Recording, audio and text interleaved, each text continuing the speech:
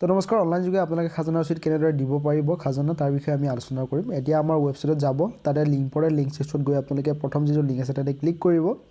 click কৰাৰ লগে লগে নতুন এটা উইন্ডো এটা ওপেন হ'ব এই উইন্ডোটোত আপোনালোকে নিজৰ ৰেজিষ্ট্ৰেচন কৰিব পাৰিব প্ৰথমে ফোন নম্বৰ আৰু চেন ওটিপিত ক্লিক কৰি লগইন কৰিব পাৰিব নাইবা CSC লগইনো কৰিব পাৰিব দুটা মাধ্যমে ইজি মাধ্যম হয় যেহেতু আমাৰ হাতত আছে CSC আইডি তো তাৰ বাবে এনেকুৱা প্ৰসেস আহিছো তো খাজানা ৰচিদত আপোনালোকে ক্লিক কৰিব প্ৰথমে এপ্লিকেন্টৰ নাম আপোনালোকে নিজৰ যিটো নাম হ'ব বা যিজনে এপ্লিকেন্ট হ'ব তেওঁৰ নামটো ইয়াত উল্লেখ কৰিব তাৰ পিছত এপ্লিকেন্টৰ যিটো ফোন নম্বৰ হয় সেই ফোন নম্বৰটো ইয়াতে এই বক্সটোত বহুৱাই দিব মন কৰিব লগইন কৰাৰ প্ৰসেসটো একদম সিম্পল হয় মই দেখুৱাই দিছো এড্ৰেছ লাইন 1ত আপোনালোকে ভিলেজটো লিখিব এড্ৰেছ লাইন 2ত আপোনালোকে পোষ্ট অফিচ লিখিব পাৰিব তাৰ পিছত আছে পিন কোডটো আপোনালোকে ইয়াত লিখিব আৰু প্ৰসিড বটনত ক্লিক কৰিব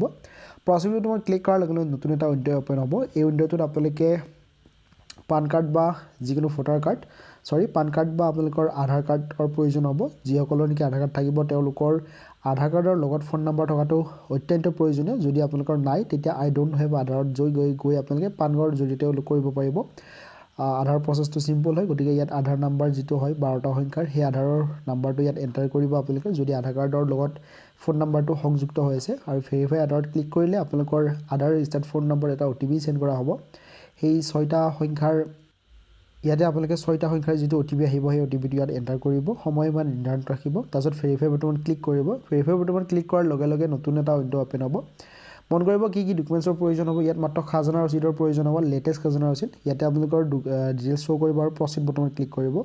প্ৰথমে লেন্ড ডিটেইলছ ওপৰত যেটো আপোনালোকৰ আহিছে ইয়াত যদি কিবা প্ৰবলেম থাকে তেতিয়া ৰিফ্ৰেছ কৰিব দিয়া হৈছে তেওঁলোকৰ ফালৰ পৰা প্ৰথমে আপোনালোকৰ নিজৰ ডিস্ট্ৰিক্টটো বাছি উলিয়াব তাৰ পিছত ডিস্ট্ৰিক্টৰ যেটো সাৰ্কুল অফিচ আৰু ইয়াতে আপোনালোকৰ গাঁওখনৰ লিষ্টখন বাছি উলিয়াব প্ৰথম শব্দটো ইয়াত ৰাইট সাইডত ক্লিক কৰিলে আহিব ইয়াত আমাৰ গাঁওখন সিলেক্ট কৰিছো প্ৰথমে আহিব পট্টা টাইপ একচন আৰু মিয়াদি দুটা অপচন আছে পট্টা টাইপ দুটা পট্টা থাকে একচনা আৰু খেৰাছ মিয়াদি আমাৰ মাটিটো মিয়াদি মাটি হয় তাৰ পিছত ইয়াতে আপোনালোকৰ যেটো পট্টা নম্বৰ সেই পট্টা নম্বৰ এই লিষ্টখনৰ পৰা বাছি উলিয়াব মন কৰিব যিখিনি সিলেঙিয়া মাটি থাকিব বা সৰকাৰি মাটি থাকিব সেইখিনি মাটিৰ খাজানা এতিয়ালৈকে লোৱা নাই গতিকে আপোনালোকৰ মাত্ৰ একচনা বা মিয়াদি মাটিৰহে অনলাইন পেমেন্ট কৰিব পাৰিব তাৰ পিছত পট্টাধাৰ কোনজন পট্টাধাৰৰ নামত আছে ইজন সিলেক্ট কৰিব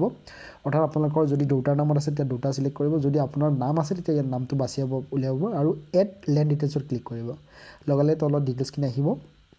একেলগে যদি বহুকেইটা অপচন আপোনালোকে একেলগে যদি বহুকেইজনৰ ফিল আপ কৰিব পাৰে তাৰ পাৰিব এতিয়া ওকে বটনত ক্লিক কৰিব নেক্সটত ক্লিক কৰিলে পট্টা ডিটেইলছ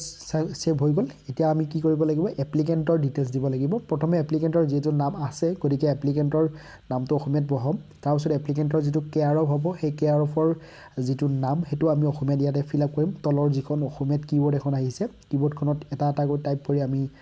সিলেক্ট কৰিম তাৰ পিছত ডেট অফ বাৰ্থ যেটো আধাৰ লগত মেটচ আছে গতিকে এতিয়া নেক্সটত ক্লিক কৰিম আৰু ওপৰত ওকে বটনত ক্লিক কৰিব লাগিব ওকে বটনত ক্লিক কৰাৰ লগে লগে নতুন এটা উইন্ডো ওপেন হ'ব ইয়াত ডিটেইলছ সেভ হৈ গ'ল এতিয়া আহিব আমাৰ ডকুমেন্টছ আপলোড কৰিব লাগিব 2 MB ৰ ফাইল সাইজ হ'ব লাগিব ম্যাক্সিমাম 2 MB তাতকৈ তলত হলে সুবিধা হ'ব তাতকৈ ওপৰ হলে অসুবিধা হ'ব আৰু PDF হল আপোনালোকে আপলোড কৰিব লাগিব লেটেষ্ট খাজানা ৰচিদ অৰ্থাৎ লাষ্ট টাইম যিখন আপোনালোকে খাজানা ৰচিদ দিছিল সেইখন খাজানা ৰচিদ তো এইখন চুজ ফাইলত গৈ আমি যোনটো ফাইলত আমাৰ খাজানা ৰচিদখন আছে এইখন আমি PDF হিচাপত বনাই লৈছো আৰু 200 KB হয় তো আপলোড কৰিম এতিয়া নেক্সট বটনত ক্লিক কৰিব ইয়াত ওকে বটনত ক্লিক কৰিব ক্লিক কৰাৰ লগে লগে অলপ সময় অপেক্ষা কৰিব লাগিব যেতিয়ালৈকে আপোনালোকৰ PDF ফাইলটো আপলোড হ'ব তেতিয়া ওপৰত দেখুৱাইছে ডকুমেন্ট এডেড সাকসেসফুলি ওপেন হৈ গ'ল এতিয়া আমাৰ ফৰ্মখনৰ প্ৰিভিউ দেখাব কোনখন কি হয় তো গোটেইখিনি এবাৰ চেক কৰিব যদি ঠিকে থাকে ডিক্লাৰেচন বক্সত ক্লিক কৰিব আৰু ফিনিশ অপচনত ক্লিক কৰিব ফিনিশ অপচনত ক্লিক কৰাৰ লগে লগে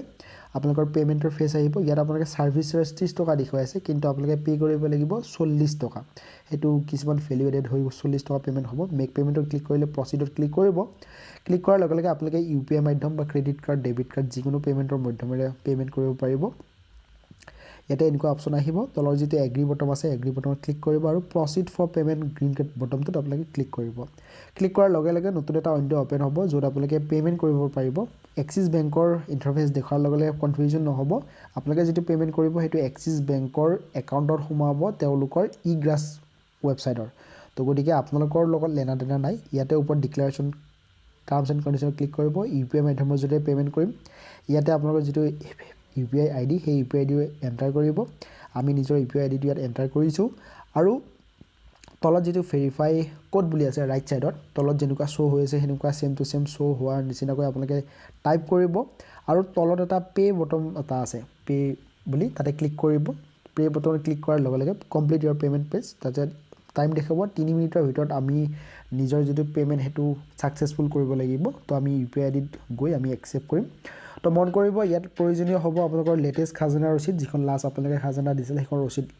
লাগিব তাৰ উপৰিও আপোনালোকৰ প্ৰয়োজন হ'ব নিজৰ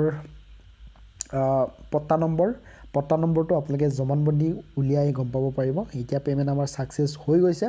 সাকসেস হোৱাৰ লগত এনেকুৱা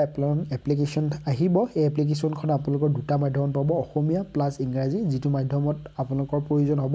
সেই যিকোনো এটা মাধ্যমত আপোনালোকে এখন প্ৰিন্ট আউট কৰি ল'ব পাৰিব বা পিডিএফ হিচাপত সেভ কৰিব পাৰিব মোবাইলৰ পৰা আবেদনৰ স্বীকৃতি অসমীয়াত বুলি কোৱা হয় এতিয়া প্ৰিন্ট ইংলিছত আমি ক্লিক কৰি আমাৰ ইংলিছৰ অপচন ল'ব পাৰিব বা অসমীয়া জন যি ইচ্ছা যোনটো ইচ্ছা এটা মন কৰিব ব্যাক টু ড্যাশবোৰ্ডত ক্লিক কৰিব এতিয়া আমি কি কৰিম পেন্ডিং এপ্লিকেশনত ক্লিক কৰিম পেন্ডিং এপ্লিকেশনত ক্লিক কৰি একদম যেটো লাষ্ট পেজ আছে 17 নম্বৰ হয় আমাৰ তো ইয়াতে এটা অপচন আছে 166 নম্বৰ এপ্লিকেশন হয় ট্ৰেক এন্ড ডাউনলোড বুলি বটন এটা আছে তাতে ক্লিক কৰিম ক্লিক কৰাৰ লগে লগে আমাৰ এপ্লিকেশনখন আমি ট্ৰেক কৰিব পাৰিম অৰ্থাৎ কোড আছে এপ্লিকেশনখন আৰু নেক্সট প্ৰসেস কি হয় আমিতো খাজানা ৰচিদ এতিয়ালৈকে পোৱাই নাই যেটো আমি বৰ্তমান 40 টকা ইতিমধ্যে দিলো ইয়াতে আছে কন্টিনিউ ট্ৰেকিং বুলি দিয়া আছে কন্টিনিউ ট্ৰেক অপচনত ক্লিক কৰিব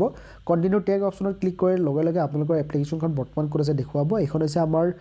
এপ্লিকেশনখনৰ স্ট্যাটাস প্ৰথমে আছে এপ্লিকেশন নম্বৰ ইয়াত কোনটো ডিস্ট্ৰিক্টৰ হয় ইয়াতে খাজানা ৰিসিভ বুলি ডাউনলোড বটন এটা আছে যদিও ইয়াত ডাউনলোড কৰিব পৰা নাই গতিকে মন কৰিব মই প্ৰসেসটো ভালদৰে কৈ দিলো এতিয়া আপোনালোকে খাজানা ৰচিদটো কেনেদৰে দিব মন কৰিব আমি ইয়াত এপ্লিকেশনখন দিছো এপ্লিকেশনখন দিয়াৰ নামত 40 টকা পে কৰিছো এতিয়া আমি খাজানা দিব লাগিব তো এইখন এপ্লিকেশন বৰ্তমান পেন্ডিং আছে লাটমণ্ডল মৌজাদাৰ যেটো লাটমণ্ডল আৰু মৌজাদাৰে গোটেই খাজানাৰ কামখিনি কৰে গতিকে তেও তাত পেন্ডিংত আছে বুলি কৈছে তেও যেতিয়া এপ্ৰুভ কৰিব অৰ্থাৎ তেও আপোনালোকৰ এপ্লিকেশনখন চাব আৰু এপ্ৰুভ কৰিব আৰু এপ্ৰুভ কৰি জনাব যে আপুনি কিমান পইচা দিব লাগিব ইয়াত ডিউ পেমেন্টত -RS বুলি লিখা আছে তো ইয়াত RS ৰ ঠাইত আপোনালোকৰ এমাউন্ট আহিব কিমান আপোনালোকে খাজানা দিব লাগিব আৰু খাজানাটো দিয়াৰ পাছত আপোনালোকে নিজৰ খাজানা ৰচিদটো ডাউনলোড কৰিব পাৰিব ইয়াৰ ওপৰত দেখুৱাই আছে payment option will be available only after approval of all পট্টা তো আপোনালোকৰ পট্টাটো এপ্ৰুভ হোৱাৰ পাছত আপোনালোকৰ কি হ'ব এপ্ৰুভ হোৱাৰ পাছতে আপোনালোকৰ ইয়াত কিমান পইচা পে কৰিব লাগিব দেখুৱাব আৰু পেমেন্ট কৰাৰ পাছত আপোনালোকৰ খাজানা ৰিসিপ্টটো ডাউনলোড হ'ব এনেকুৱা ধৰণৰ কমপ্লিট প্ৰসেস গতিকে আপোনালোকৰ যদি এতিয়াই প্ৰয়োজনীয় হয় আজি এপ্লিকেশন কৰক নেক্সট ডে আপোনালোকে লাটমণ্ডল বা মৌজাদাৰক লগ কৰক তেওঁলোকে যেতিয়া এপ্লিকেশনখন চাব এপ্ৰুভ কৰিব তাৰ পিছত আপোনালোকৰ ডিউ এমাউন্ট আহিব কিমান পেমেন্ট কৰিব লাগিব গোটেইখিনি শো হোৱাৰ পাছত আপোনালোকে ইয়াত অনলাইন যোগে পেমেন্ট কৰিব পাৰিব আৰু খাজানা ৰিসিপ্টটো লগে লগে ডাউনলোড কৰিব পাৰিব কিবা কনফিউজন যদি থাকে তলত কমেন্ট কৰি সুধিব আৰু আমাৰ ইনষ্টাগ্ৰামৰ লিংক দিয়া আছে তাতে আপোনালোকে মেছেজ কৰি বিভিন্ন ধৰণৰ পাৰ্সোনাল সমস্যাসমূহ সুধিব পাৰিব ইয়াৰ সম্বন্ধীয়